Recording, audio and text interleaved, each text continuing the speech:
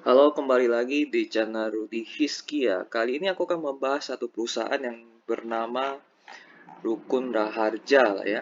PT Rukun Raharja Tbk dengan kode saham RAJA atau bisa kita sebut sebagai Raja. Jadi mereka bergerak di bidang gas ya. Kita lihat ininya mereka. Eh, sekilas perseroan. Sekilas perseroan. Nah, ini infrastruktur gas, perdagangan gas, pembangkit listrik, hulu energi. Ini brand-brandnya mereka. Oke, lalu struktur organisasi, dewan direksinya, entitas anak. Nah, entitas anak ini kalau misalnya melebihi 51%, mereka berkontribusi terhadap pendapatan dari saham raja ini atau perusahaan Rukun Raharja. Ini lebih dari 51% ya. Nah, ini 99%, 99%. Jadi semua anaknya itu berkontribusi bagi pendapatan Rukun Raharja. Misalnya PT Panji Raya Alamindo mendapatkan 100 omsetnya, jadi omset 100 itu akan masuk ke ditambahkan ke omset Rukun Raharja. Jadi gitu. Oke, mengerti lah ya soal pendapatan anak masuk ke pendapatan induk. Jadi anaknya mereka ada banyak, ada 8 ya. Masing-masing berbeda ya, investasi, perdagangan, transportasi gas, jasa konversi dan infrastruktur transportasi gas, pengembang dan pemborong umum, jasa konsultasi manajemen bisnis serta permodalan, pengoperasian dan pemeliharaan fasilitas gas, perdagangan dan transportasi gas bumi, perdagangan dan transportasi gas bumi, perdagangan dan jasa pengangkutan. Itu anaknya mereka. Jajaran manajemen. Nah, ini direktur utamanya Pak Jauhar Maulidi. Ini Oka Lesmana, Sumantri Suwarno. Dewan komisarisnya Rudiantara. Yang pernah jadi wakil direktur PLN ya. M. Arsyad Rashid, Rahmat Gobel, dan lain-lain. Nanti kalian bisa cari nama-nama mereka, ketik di Google, tulis kasus. Nama kasus pasti nama mereka atau skandal nama mereka jika ingin lebih detail soal manajemen. Kalau aku sih nggak akan bahas ya soal manajemen, kalian saja yang cari sendiri. Jejak langkah, nah ini historical mereka kita nggak akan lihat. Nah ini bisnis mereka infrastruktur gas. Jadi mungkin maksudnya adalah transmisi dan distribusi gas alam, operation maintenance dari pipa gas dan penyediaan kompresor gas dan maintenance-nya. Oke, ini anaknya ya. Lalu perdagangan gas, jual beli gas ya, dari produksi sampai ke konsumen. Pembangkit listriknya itu energi terbarukan ya kayaknya. Program pemerintah dalam melaksanakan percepatan energi baru terbarukan (EBT) agar dapat mencapai 23% energi terbarukan. Jadi pembangkit listriknya itu mereka jenis energi terbarukan.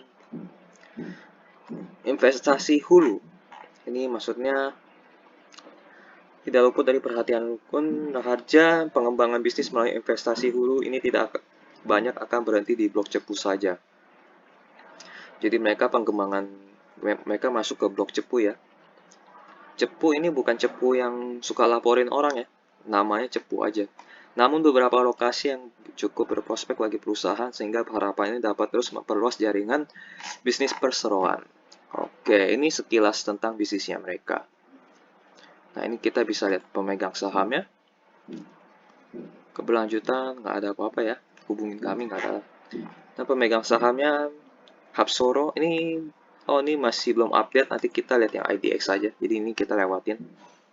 Informasi keuangan, kalian bisa lihat sini. Layanan investor, kalian juga bisa tanya mereka lewat ini. Nah, ini. Oke. Dah, ini dari websitenya informasinya lumayan lah ya, cukup lumayan lengkap. Kita akan masuk ke halaman IDX. Nah, ini profilnya. Tanggal pencatatan 2006.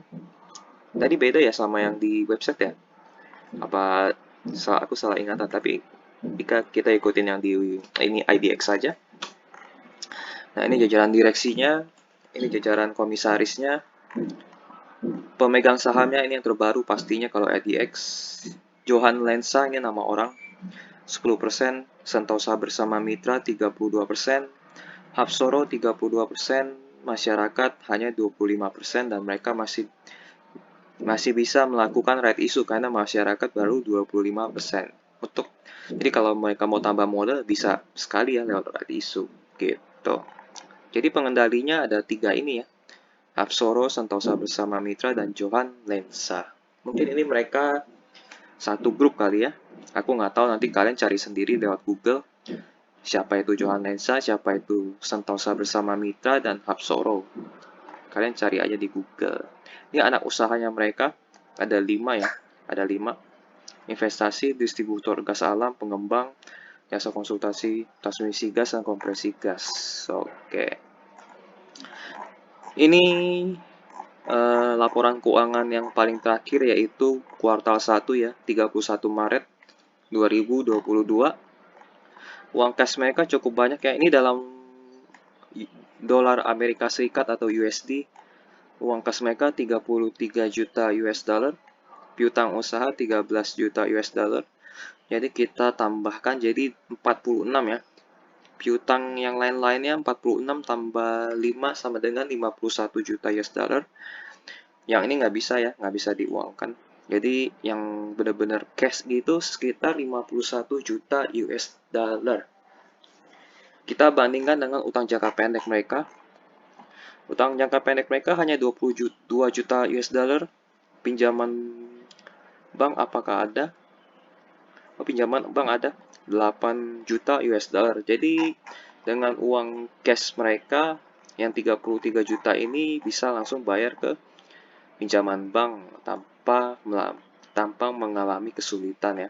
Total utang jangka pendeknya pun hanya sebesar 22 juta US dollar.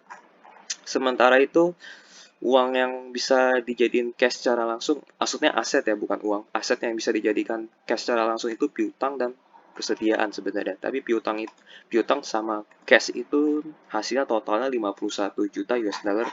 Jadi utang jangka pendeknya aman lah ya. Jadi secara utang jangka pendek mereka aman.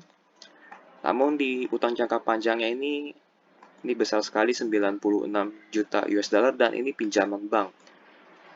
Bunga ya, jadi ada bunga. Jadi selain ada bank, jadi mereka harus bayar bunga.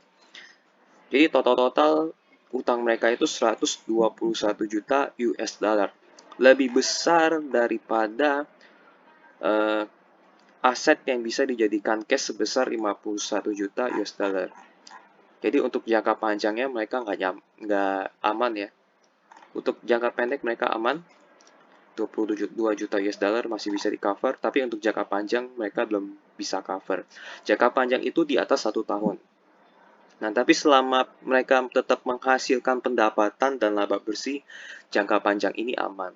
Kecuali jangka panjang ini, yang pinjaman bank ini masuk ke jangka pendek. Nah, itu resikonya tiba-tiba menjadi tinggi gitu. Tapi untuk saat ini resiko utang mereka masih masuk kategori kecil lah ya, resikonya kecil karena jangka pendek yang paling penting sebenarnya. Jangka pendeknya masih 22 total. Tapi uang aset yang bisa dijadiin cash itu 51 juta US dollar. Jadi secara utang mereka aman ya, secara jangka pendek. Tapi kalau jangka panjang harap diperhatikan gitu. Oke, kita lompat ke bagian laporan laba rugi. Mereka mengalami peningkatan nggak begitu banyak di bawah 10%. Tahun lalu 26 US dollar. Tahun ini 27 juta US dollar. Jadi naiknya sedikit ya di bawah 10%. Sementara itu margin laba kotor mereka pun tipis. Ini jadi masuk 26, keluar 21. Masuk 27, keluar 22. Jadi sisanya cuma 4,8 juta. Naik sedikit dibanding tahun lalu 4,4. gitu. Jadi minusnya mereka yang nomor 2 yaitu margin laba kotor mereka tipis. Gitu. Kalau dibilang tipis banget nggak tipis banget sih, tapi tipis lah gitu. Oke, kita masuk ke bagian yang ini ada nih laba entitas anak. Jadi kan anak mereka ada 8 ya, tadi kita lihat. Tapi di bursa efek tercatatnya malah ada 1, 2, 3, 4, 5. Mungkin yang di website ini tidak update. Jadi kita akan ikutin yang versi IDX. Ini mereka hanya punya 5 anak. Jadi dari 5 anak ini mereka ada pemasukan tambahan ya. Jadi semua pemasukan anak ini masuk ke sini.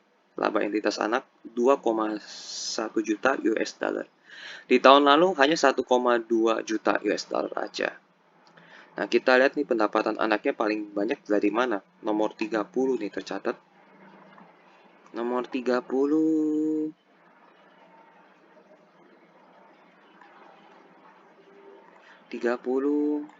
oh masih jauh di bawah. Nomor 30, oh bentar lagi. Nah, ini dia. Oh, nggak tercatat lengkap di sini. Sayang sekali ya nggak tercatat lengkap. Dia langsung tulis laba entitas anak begitu saja. Ya udah, kita lupakan saja. Tapi kan ada nomor selanjutnya 3N. 3N itu maksudnya adalah kita cari huruf N. Mungkin di situ ada penjelasan ya 3N itu apa. Iya nggak ada. Berarti ya udahlah. Jadi tidak tercatat anak mana yang memberikan kontribusi terbesar lah ya. Nah, ini hanya naik sedikit. Lalu kita langsung lompat ke bagian ini beban umumnya naiknya lumayan banyak loh. Naik 700.000 US dollar ya. Nomor 29 ini karena naik karena nomor 29 masih panjang ke bawah. Naik karena ini dia beban 29. Gaji dan tunjangan naik 200.000 US dollar. Nggak tahu nih 200.000 US dollar naik kemana. Dan beban tenaga ahli naik lumayan banyak. Naik sekitar 300.000 US dollar ya. Ini 300 ditambah 200 sama dengan 500-an US dollar. Jadi lebih banyak ke gaji dan tunjangan dan beban tenaga ahli. Sisanya naik banyak apalagi? Nggak ada ya, cuman itu aja. Ini ada biaya lainnya nih. Biaya lainnya nggak tahu nih apaan lainnya. Ini lumayan besar, 348 US dollar ya. 348.000. Di tahun lalu 189 US dollar. Nah, ini harus dicari tahu nih apa maksudnya kan. Dipakai buat apa? Tidak tercatat. Oke. Jadi, kita langsung ke bagian laba bersih. Laba bersihnya mereka di tahun lalu hanya sebesar 800.000. Jadi 816.000 US dollar, di tahun ini 2,3 juta US dollar. Jadi naik lumayan banyak ya, hampir 3 kali lipat dari tahun lalu. 2 kali lipat lebih lah ya kita bilang ya, laba bersihnya. Tapi yang menjadi hal yang nggak enak yaitu dari pemasukan 20 juta US dollar, sisa-sisa buat investornya itu hanya 2,3 juta US dollar. Jadi laba tahun berjalan ini untuk investor loh. Jadi kalau kalian mau invest saham, kalian harus cari laba yang besar. Jadi jangan sampai kayak perusahaan-perusahaan yang misalnya masuknya 100, baginya cuma 1 di sisa labanya. Nah, itu kalian dimainin sama manajemennya gitu. Bahaya sekali gitu. Jadi ini dari 27 juta, sisa 2,3. Jadi di bawah 10% margin laba bersihnya. Jadi nggak enak banget buat investor. Tidak investorable. Jadi yang tahun lalu kan hanya 800.000, kenapa tiba-tiba jadi naik 2,3? Kita cari tahu apakah ada biaya yang berkurang. Padahal ini naiknya nggak begitu ini ya, 400 sih sebenarnya, sekitar 300-an naik. Mereka berkurang di bagian ini, pendapatan lain-lain. Lalu itu aja sih. Oh enggak, ini tambahan laba entitas anak. Aku nggak perhatiin. Laba entitas anak yang bikin pendapatan mereka itu naik pesat. Jadi bukan dari operasional bisnis utamanya. Operasional bisnis utamanya hanya naik sedikit, tapi laba entitas anaknya yang mendukung hingga laba bersih mereka jadinya naiknya lumayan banyak. Jadi apakah secara uang ini bagus, baik, tapi secara bisnis, bisnis utama mereka naiknya cuma dikit, permintaannya sedikit naiknya. Jadi secara bisnis utama mereka jelek, tapi secara bisnis anak mereka naiknya lumayan banyak, berarti bagus bisnis anaknya. Gitu. Jadi secara uang mereka tetap baik ya, karena ini juga buat investor. Jadi pendapatan anak sama dengan pendapatan bagi investor juga sebenarnya. Dari anak baik, tapi dari induk, ini induknya sendiri atau saham rajanya ini kurang baik. Gitu. Oke, dari sisi arus kas mereka positif ya. Tahun lalu positif 2,2 juta US dollar, tahun ini positif 4,4 juta US dollar. Ada aset tetap 5,3 juta US dollar. Wah, ini lumayan banyak. Ini penambahan lagi ya aset tetap 1,7 juta. Jadi tahun ini mereka banyak beli aset. Penerimaan utang bank kecil, nggak begitu banyak. Hanya 580.000 ya. Pembayaran utang bank 3,4 juta.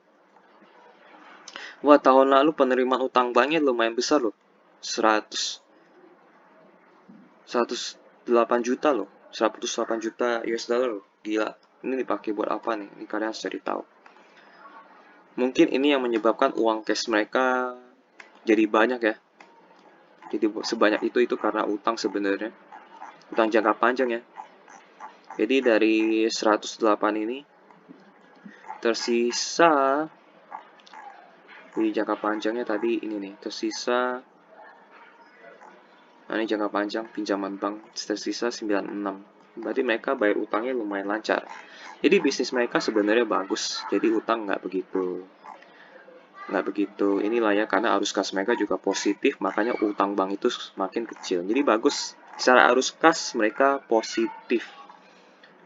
Jadi kesimpulannya laporan keuangan mereka yang kuartal 1 ini sebenarnya biasa-biasa aja ya, tidak jelek dan tidak bagus. Jadi di tengah-tengah, normal.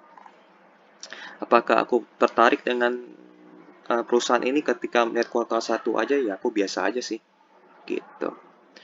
Kurang tertarik lah lebih tepatnya. Kalau disuruh beli aku nggak mau sih. Gitu.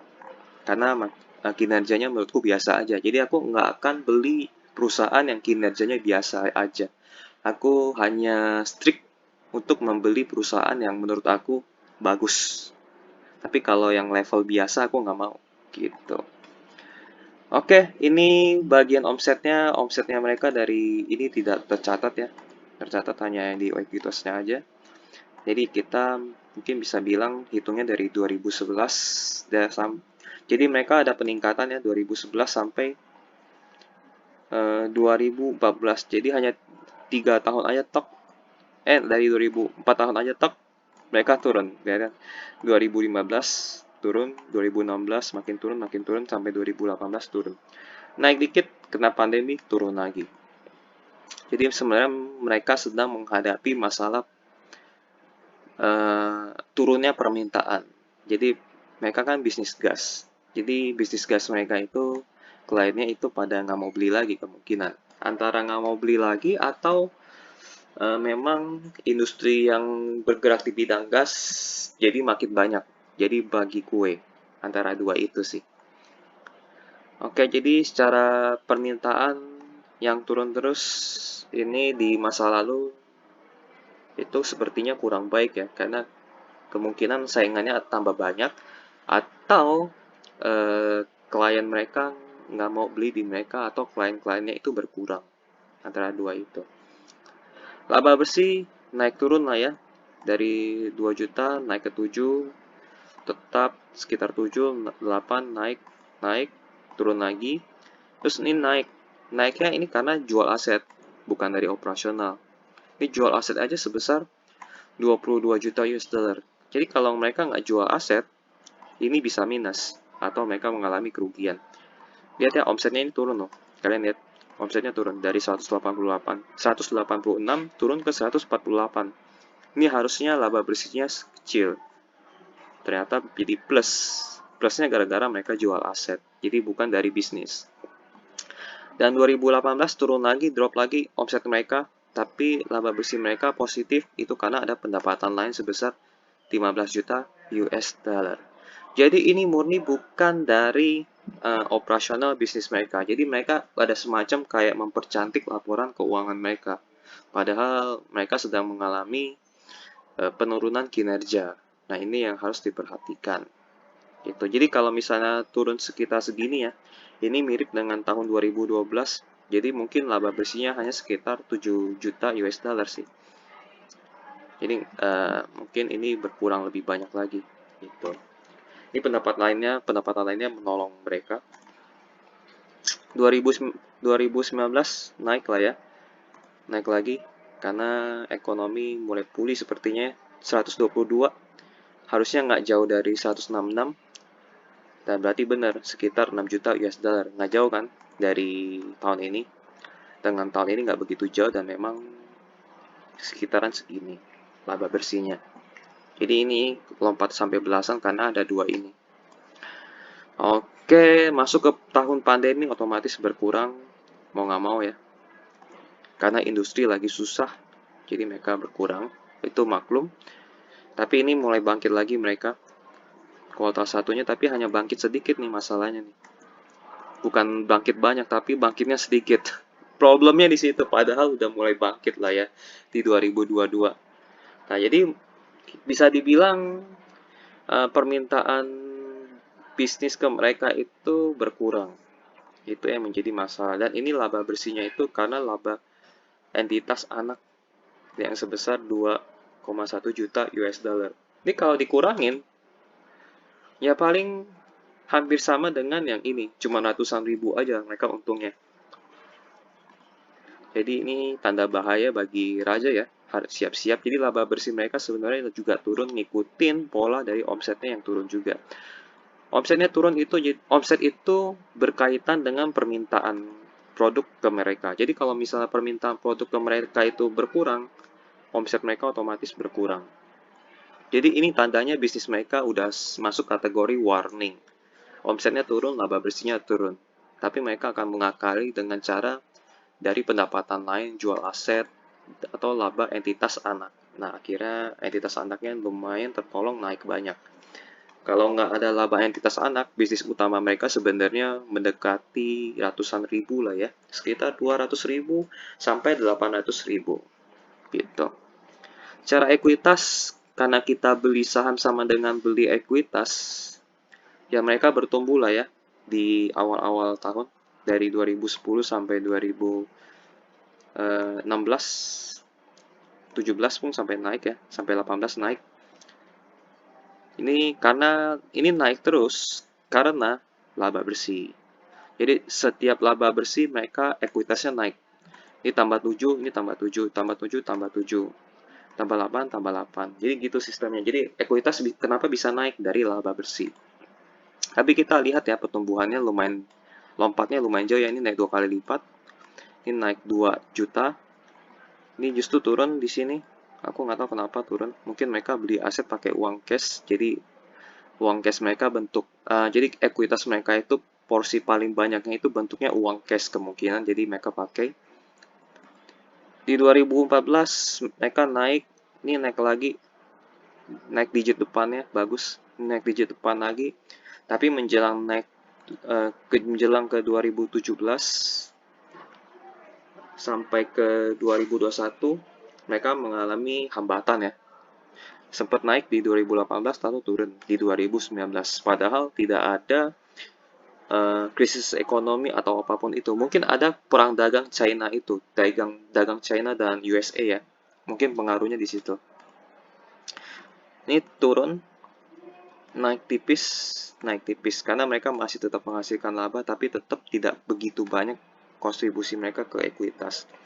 Ini pun mungkin naiknya dikit juga karena naiknya itu nggak begitu banyak 26 ke 27 itu naiknya nggak begitu banyak, jadi ekuitasnya pun naiknya sedikit sekali. Pendapatan lainnya juga masih 2 jutaan, jadi tidak berkontribusi begitu banyak untuk peningkatan ekuitas. Jadi secara ekuitas bertumbuhnya sangat pelan. Kenapa pelan? Karena laba bersih mereka kecil. Margin mereka kecil gitu. Oke, paling itu arus kas positif secara overall ya, meskipun ada merah-merah di 3 tahun, tapi secara overall mereka menghasilkan arus kas yang positif. Oke, jadi kesimpulannya kinerja tahunan mereka itu kurang menarik bagi aku ya. Karena omsetnya ini kayak mengalami penurunan permintaan secara keseluruhan. Laba bersih juga mendekati penurunan ya, ngikutin omset otomatis ya. Ini naik-naik karena ini aja laba entitas anak. Jadi usaha anaknya yang naik, bukan usaha induknya. Usaha induknya mungkin udah mulai merosot jauh kali. Ini juga belasan-belasan itu karena jual aset, pendapatan, lain-lain. Jadi secara keseluruhan ini kurang menarik dari bisnis induknya si Raja. Kalau bisnis anaknya, aku nggak tahu karena tidak ada laporan keuangan si anak. Apakah mengalami penurunan juga atau peningkatan juga? Apakah peningkatannya juga hanya sementara? Kalau dari anak sih kemungkinan ada peningkatan ya. Tahun lalu 1,2, tahun ini menjadi 2,1. Nah, apakah bisa meningkat lagi? Aku nggak tahu. Tapi aku akan pakai kesimpulan dari induk atau si rajanya sendiri. Rukun harjanya sendiri lah ya. Secara overall, rukun harjanya sendiri itu kinerja tahunannya mereka kurang menarik. Karena bahaya ini permintaannya turun dari sisi omset. Karena yang paling penting itu produk mereka itu laku sebenarnya. Kalau produk mereka lakunya makin kecil itu makin bahaya. Gitu. Oke, lanjut ke bagian presentasi mereka di 10 September 2021. Yang 2022 aku belum nemu, mungkin mereka belum keluarin atau mereka belum melakukan public expose. Kemungkinan mereka public expose-nya itu sekitar bulan September seperti tahun lalu ya. Mereka tahun lalu itu September. Jadi kalau public expose di tahun ini mungkin ikutnya dicari, tungguin aja sekitar bulan September. Gitu. Oke, kita lihat ini profil kinerja tinjauan industri, proyek, dan investasi strategis 2021. Wah, berarti ini berita-berita yang nggak akan kita perhatikan, tapi kita lihat siapa tahu ada informasi penting di dalamnya. Oke, ini berdiri 93, IPO mereka bilangnya di tahun 2000 berapa tuh? 2003 di Surabaya. Oke. IPO di Surabaya di 2003 ya. Tapi di sini tercatatnya 2006. Nah, mungkin 2006 Bursa Efek Surabaya digabung dengan Bursa Efek yang Efek Jakarta. Jadi Bursa Efek Indonesia itu gabungan dari Bursa Efek Jakarta dan Bursa Efek Surabaya. Asal tahu aja ya. Jadi dulu itu ada 2 Bursa Efek gitu. Ya, ini Bursa Efek Surabaya 2003. Jadi 2006 maksudnya mungkin baru gabung kali ya. Gitu. Maksudnya gabungnya itu Surabaya dengan Jakarta. Oke. Ini Dewan Komisaris dan Direksi. Direktur utamanya sang penanggung jawab Pak Jauhar Maulidi. Ini portfolio bisnis. Ini cukup banyak ya. Ini aku nggak ngerti istilah-istilahnya mereka. Sistem penyediaan air minum juga ada ternyata. Kompresor natural gas, infrastruktur gas dan minyak, infrastruktur gas, perdagangan gas, investasi hulu migas, LPG storage terminal. Wah, ini banyak. Nanti kalau kalian lihat bisa download di IDX. Ini namanya file public expose. Struktur perusahaan dipegang oleh top 3 ya. Hapsoro, PT Sentosa Mitra bersama Mitra dan Public. Top 3 tadi ada satu lagi 10%. Namanya itu adalah ini dia Johan Lensa gitu. Masyarakat baru kecil ya. Ini tulisnya kok 35 ya. Oh, ini tahun lalu. Tapi kalau sekarang 25. Jadi masyarakat pindah ke Johan Lensa kalau yang terbaru. Kan kalau masyarakat tadi kemarin itu tahun ini kan tahun lalu kan sebenarnya 2021 35. Ya benar, pindah 10% dari masyarakat ke Johan. Ini kenapa ya Johan mau beli ya? Apakah ada sesuatu? Nah, ini pertanyaan. Ini kan di tahun lalu presentasinya kan Pabrik, Sentosa bersama Mitra dan Hapsoro. Tapi di update-nya ada Johan Lensa. Kita cari tahu Johan Lensa itu siapa. Johan Lensa. Taipan Sunyi Investor Rukun Harja. Woi, Taipan Sunyi. Pantan pemilik Buma rajin jualan. Konglomerat dari Pantai Mutiara. Saham Raja meroket, suaminya pun... Oh, suaminya Puan untung atau suaminya Puan? Johan Lensa itu suaminya Puan.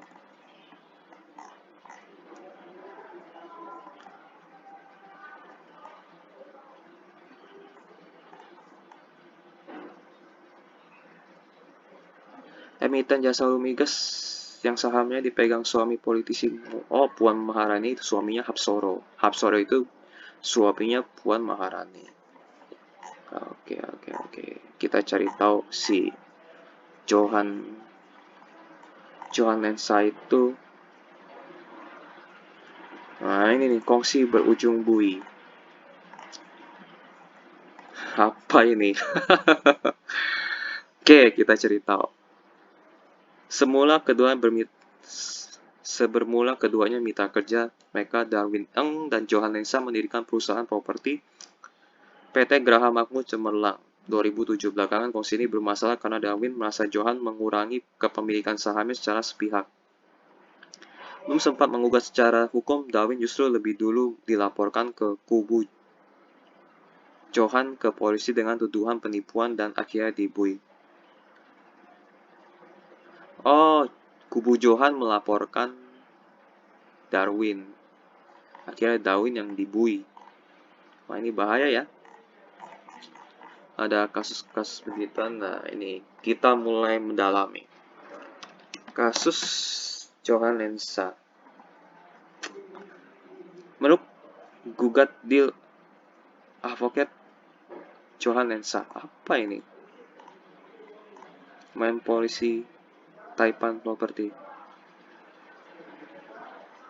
Nah, kita cari yang ini ya. Keluarga Yusuf Meruk rupanya tak tinggal diam dengan aksi korporasi keluarga Johan Lensa yang backdoor roastingkan aset tambang emas.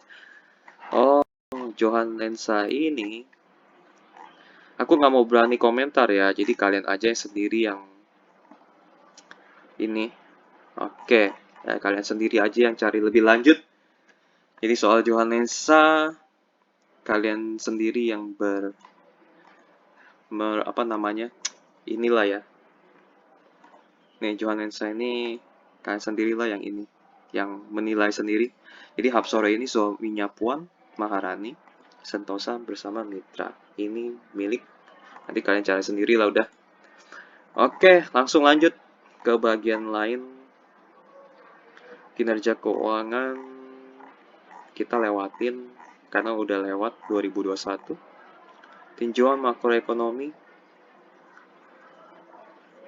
kita cari yang bagian gas atau gas. Sebagai perusahaan migas dan kontribusi pendapatan terbesar berasal dari sektor perdagangan gas, maka kinerja perusahaan akan sangat dipengaruhi oleh pertumbuhan ekonomi dan terutama konsumsi energi oleh sektor industri dan sektor kelistrikan. Betul, jadi yang konsumsi gas mereka itu pabrik dan industri listrik gitu. Antara dua itu, tapi yang paling banyak menggunakan ya pabrik, terutama pabrik keramik. Mereka menggunakan gas. Tapi kita lihat omset mereka turun ya. Permintaan mereka mungkin karena saingan atau gimana, aku kurang tahu. Oke, padahal keramik ada mengalami pertumbuhan. Kalau misalnya keramik mengalami pertumbuhan, harusnya gas semakin dibutuhkan ya. Berarti pangsa pasar mereka direbut gitu kan. Berdasarkan data supply demand hingga akhir tahun 2020 menunjukkan bahwa pasokan gas untuk industri, listrik, dan petrokimia masih akan mendominasi pasar gas dalam negeri. Maksudnya mendominasi pasar gas dalam negeri, berarti masih butuh dong, ya kan? Masih butuh kok, pendapatan mereka malah berturun. Itu tanda tanya. Berarti konsumennya lari dong. gitu. Kok bisa lari? Nah, nggak tahu apakah saingan lebih murah atau bagaimana. Pasokan gas untuk ekspor terus menunjukkan penurunan. Oh, ini ekspor ya, menunjukkan penurunan, di mana ini akan menjadi peluang bagi perusahaan trading gas untuk menyerap pasokan gas domestik. Persoalan dapat meningkatkan pendapatan baik dari sisi penjualan gas maupun toll fee dari jasa pengangkutan infrastruktur gas.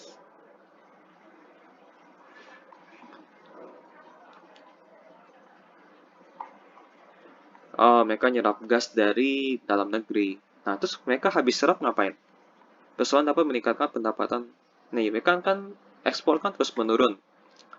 Terus mereka mau serap. Nah, habis serap, mereka jual ngapain atau dipakai buat apa? Ini kan pertanyaan.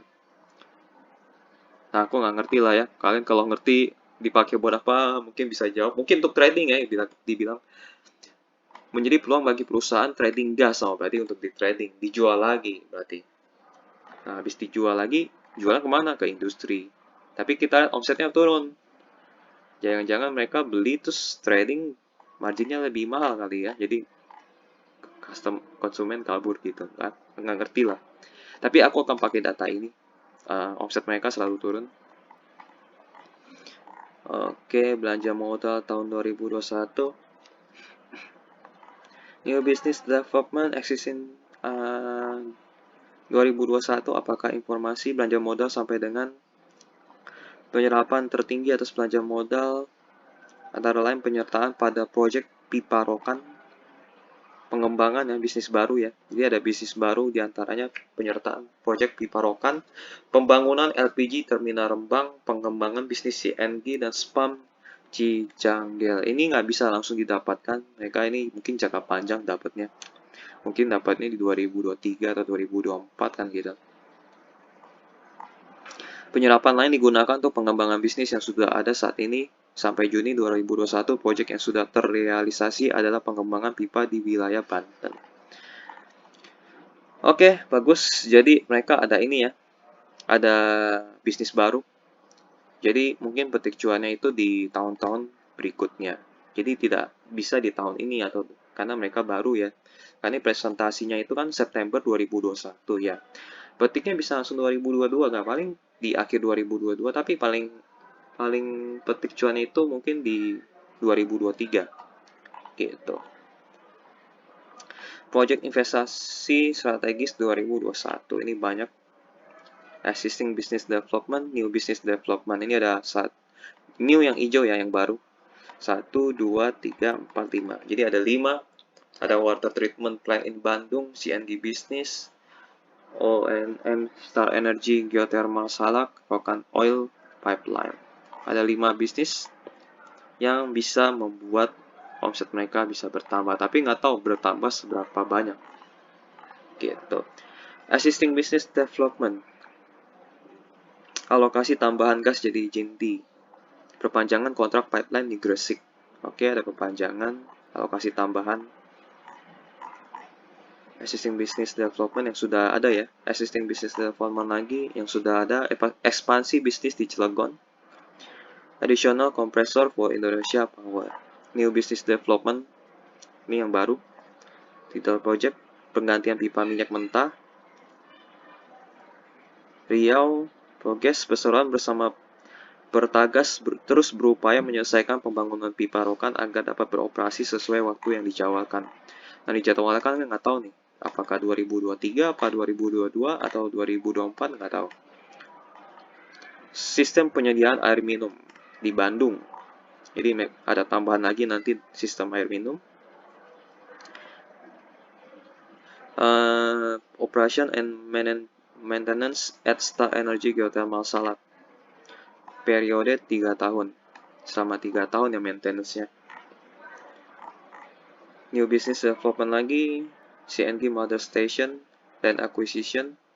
Ini masih land acquisition ya berarti ya. Progress masih 78%. Ini 87%. Ini lagi tanda tangan kontrak. Jadi terimanya mungkin nggak di tahun ini, terimanya dari project-project baru ini mungkin di 2023 atau 2024 gitu. Oke, oke sih itu aja. Dari presentasi positif ya, mereka ada project-project baru dan ekspansi dari bisnis yang sudah ada. Nah ini penjelasannya detail ya mereka. Ini ekspansi dari atau perpanjangan kontrak dari bisnis yang sudah ada. Ini alokasi tambahan, perpanjang kontrak, ekspansi bisnis, tambahan ya, kompresor. Lalu ini ada bisnis baru, project. Ini nggak tahu nih, masih dalam proses ini, masih dalam proses. Ini 87%, ini masih tanda tangan persiapan. Ini baru beli lahan, ini 78%. Jadi dari 5 project baru ini mungkin akan beroperasi secara komersil itu nggak secepat itu, mungkin bisa tahun depan atau 2 tahun kemudian. Jadi bagusnya ini ada bisnis baru gitu. Oke, jadi kalau misalnya mau invest jangka panjang ini bisa gitu. Bisa mungkin kalian terima keuntungan dari 5 bisnis ini dari mungkin dapatnya sekitar 2 sampai 3 tahun mendatang baru dapat. Karena ini sifatnya jangka panjang. Ini langsung tanya jawab, mungkin ada informasi penting ya. Mengenai kerjasama pipa rokan dan dengan Pertagas, bisa dijelaskan berapa revenue dan laba bersih yang akan didapat setelah proyek 100% berjalan? Nah, ini pertanyaan bagus. Kalau selesai bisa dapat berapa? Berapakah asumsi BOPD yang wajar dan berapakah toll fee-nya? Terkait komersial di proyek pipa rokan saat ini masih dalam tahap finalisasi antara Perseroan dan Pertagas dengan Pertamina Hulu Rokan. Untuk gambaran saat ini, pipa existing dapat menghasilkan plus minus itu 160.000 BOPD. Dengan asumsi yang masih dalam tahap finalisasi, jika diproyeksikan dengan asumsi tersebut, proyek pipa rokan dapat menghasilkan pendapatan sebesar 100 juta USD. Oh, lumayan. Lumayan. Bertambahlah 100 juta USD. Saat ini, porsi investasi yang Perseroan pada proyek tersebut adalah sebesar 25%, sehingga jika sudah dalam kondisi stabil dapat diharapkan Perseroan dapat membukukan tambahan kinerja sekitar USD-nya itu 20 juta per tahun. Jadi maksudnya 100 juta itu apa nih? Dapat menghasilkan pendapatan. Oh, total kali ya, total. Tapi per tahunnya itu 20 juta per tahun. Ya lumayan lah, tambah 20 juta per tahun ya. Lumayan dibagi 4 tambah 5, berarti lumayan. Jadi sudah dihitung sama mereka, 20 juta per tahun. Jadi siap-siap aja ya kalau ini jadi. Ada tambahan omset. Berdasarkan public expose tahun lalu, bagaimana progres pembelian kompresor dan apakah sudah ada potensial customer yang akan menyewa kompresor tersebut. Saat ini, Perseroan telah melakukan proses pengadaan kompresor dan penyediaan lahan di lapangan untuk kompresor tersebut. Adapun pembelian kompresor ini adalah bagian dari penambahan kompresor existing yang saat ini sudah digunakan oleh Indonesia Power di Cilegon. Penambahan kompresor ini diharapkan pada akhir tahun ini atau paling lambat awal tahun 2022. Sudah bisa melayani kebutuhan customer. Dengan progres pembangunan terminal LPG di Rembang 78%, apakah sudah ada kontrak dari Pertamina mengenai sewa terminal LPG tersebut dan berapa nominal kontraknya jika sudah ada? Ini pertanyaan bagus juga.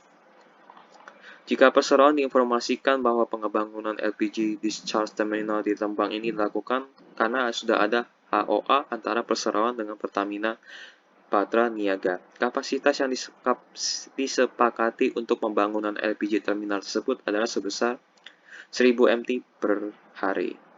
Namun nantinya di perjanjian kapasitasnya akan berada pada kisaran 500 sampai 600 MT per hari dan mengenai nominal per ton saat ini masih dalam tahap diskusi dengan Pertamina Patra Niaga sebagai pengguna LPG terminal ini. Jadi masih diskusi ya.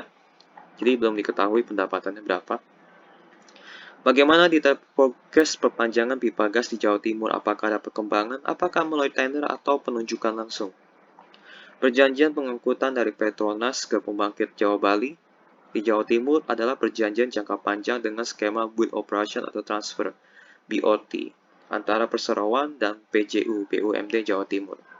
Perjanjian terbagi menjadi beberapa periode di mana periode pertama adalah selama 5 tahun sehingga ini hanya merupakan perpanjangan perjanjian yang tidak melalui proses tender. Jadi perpanjangan ya atau penunjukan langsung. Perpanjangan ini merupakan konsekuensi bagian dari perjanjian yang telah ditandatangani tahun 2016 untuk jangka waktu 15 tahun. Ini bagus, ini bukan tender, ini karena perpanjangan aja. Bagaimana progres akuisisi pipa-pipa gas di Pulau Jawa? Apakah selain di Cilegon, apakah ada lagi rencana yang diakuisisi? Sebagai perseroan yang bergerak di bidang penyedia energi bersih saat ini, terkonsentrasi dalam bidang gas, tentunya perseroan akan terus melihat potensi yang mungkin muncul, terutama untuk kepentingan strategis.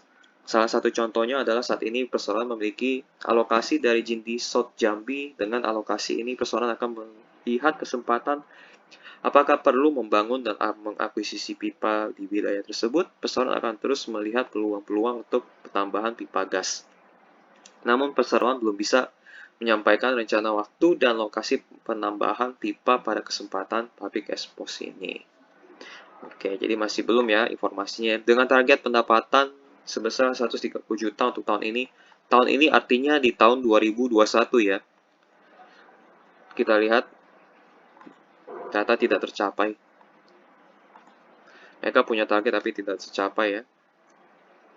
Masih jauh dari target yang ditentukan. Apakah perusahaan masih optimis? Jika ya, strategi apa? Target pendapatan perseroan disampaikan di dalamnya terdapat beberapa proyek yang diharapkan dapat berjalan di tahun 6 karena beberapa faktor, salah satunya pandemi, mengakibatkan proyek yang sudah direncanakan tidak berjalan sesuai rencana sebelumnya ya. Namun demikian, perusahaan terus mengusahakan mendekati target pendapatan. Oke, kalau padahal kan 2020 sebenarnya sudah ada pandemi. Dan banyak orang bisnismen normal, bukan bisnismen normal ya, bisnismen pada umumnya menghitung bahwa pandemi itu nggak akan cepat selesai, paling 2 tahun. Tapi entah kenapa mereka sangat yakin bahwa pandemi itu cepat selesai dan membuat target 130 juta.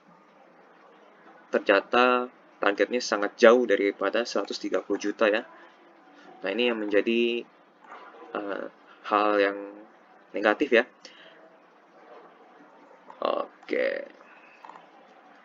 Bagaimana cara meningkatkan company performance di tengah harga jual gas yang ditentukan oleh pihak pemerintah? Penentuan harga jual gas yang diatur pemerintah saat ini meliputi ongkos distribusi dan margin dari perdagangan gas. Hal ini tentunya mempengaruhi bisnis perseroan, namun demikian perseroan tetap telah menyiapkan strategi agar kebijakan tersebut tidak membuat performa perseroan menurun signifikan. Diantaranya adalah memiliki mengelola infrastruktur gas secara mandiri, mencari lokasi gas baru sehingga walaupun margin menurun, namun perseroan akan meningkatkan volume sales. Melakukan diversifikasi bisnis dengan mengakuisisi perusahaan yang bergerak di bidang CNG, sehingga perseroan tetap dapat menyuplai gas di area-area yang tidak memiliki jaringan gas pipa. Dengan adanya investasi di Blok Rokan, berapa besar porsi pertumbuhan pendapatan yang akan digenerate di tahun 2022 dengan kepemilikan 25%. Proyek pipa Rokan ini saat ini masih dalam tahap finalisasi dengan Pertamina Hulu Rokan. Namun seperti yang sudah disampaikan sebelumnya bahwa estimasi perseroan adalah mendapatkan tambahan kinerja sekitar 20 juta net per tahun ya. Oke, itu tanya jawabnya sudah selesai, jadi kita lihat informasi berikutnya. Ini valuasinya mereka ya. PE rasionya ini mereka 62 kali, artinya butuh 62 tahun untuk mereka balik modal. Ini dihitung dari laba bersih versus harga saham saat ini. Jadi butuh 62 tahun biar laba bersih mereka bisa balik modal ke harga saham saat ini. Jadi secara PE ratio mereka mahalan banget. Tapi kalau secara price to book, mereka juga sebenarnya sudah lebih mahal daripada ekuitas mereka yang 1 kali ya. Ini sudah 2,1 kali. Industri itu mereka sebenarnya 3,7 kali, tapi PE ratio industri itu sebenarnya 8 kali. Jadi kesimpulanku bagaimana tentang value ini, secara PE ratio mereka mahal, dengan margin mereka yang tipis 2 kali itu aku anggap mahal ya. Mereka kalau yang marginnya tipis ya paling 1, sekian lah ya, 1,5 atau 1,2. Jadi aku pikir ini valuasi raja itu sudah dimasuk kategori mahal. Bagi aku pribadi ya, tapi kan bagi setiap investor beda-beda. Tapi aku dari dua faktor ini, dari PE ratio dan price to book, itu sebenarnya sudah masuk kategori mahal gitu, apalagi di atas 2 ya. Jadi aku patokannya kalau sudah di atas 2 itu mahal, kalau di atas 10 itu sudah mulai tinggi harganya. Jadi ini sudah lewatin alat ukurnya aku lah istilahnya. PER sudah di atas 10, price to book di atas 2 gitu. Ini lebih parah lagi, PER-nya ini naiknya berkali-kali lipat. Soalnya margin mereka kan tipis kan, margin mereka tipis ya akhirnya PER mereka kemahalan gitu. Jadi valuasi mereka sekarang posisinya mahal. Meskipun harga mereka 835, aku anggap ini mahal. Kalau udah mahal ya berarti ketinggian harganya. Kalau udah ketinggian ya berarti mereka punya kesempatan jatuhnya itu lebih besar. Tapi kalau misalnya laba bersih mereka lompatnya tinggi ya kan, dari pendapatan anak usaha mereka kan, anak usaha mereka tiba-tiba lompat 10 misalkan jadi 10 juta US dollar, atau omset mereka naik menjadi 40 juta US dollar per kuartal ya, misalnya gitu kan, menghasilkan laba bersih 10 juta per kuartal gitu kan. Nah, itu mungkin ini bisa jadi murah. Ini bisa jadi murah, ini bisa jadi murah. Kalau laba bersih mereka berhasil lompat 10 juta US dollar per tahun ya, ini catat. Kalau ini bisa jadi murah, valuasi mereka bisa jadi murah jika mereka mencapai laba bersih 10 juta US dollar. Nah, ini baru bisa jadi murah. Tapi untuk posisi saat ini mereka kemahalan. Gitu.